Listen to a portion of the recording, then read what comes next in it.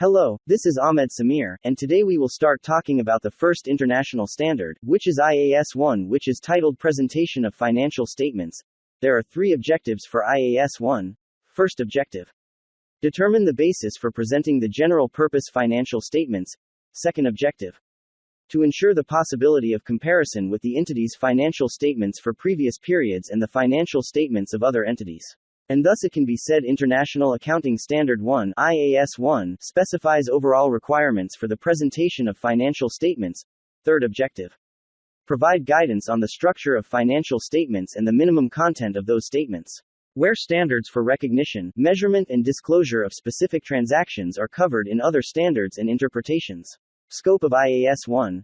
IAS1 applies to all general-purpose financial statements prepared and presented in accordance with International Financial Reporting Standards (IFRS). General-purpose financial statements are those intended to serve users who, not in a position to require financial reports tailored to their particular information needs. The objective of the financial statements. General features. The purpose of general-purpose financial statements is to provide information about 1. Financial position. 2. Financial performance. How well the company is using assets from its primary business model and generating revenue. The term is also used as a general measure of a company's overall financial health over a given period.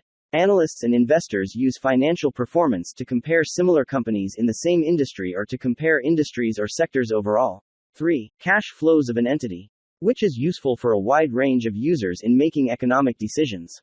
To achieve this objective, the financial statements provide information about assets, liabilities, equity, income and expenses, including gains and losses, contributions by and distributions to owners in their capacity as owners, cash flows.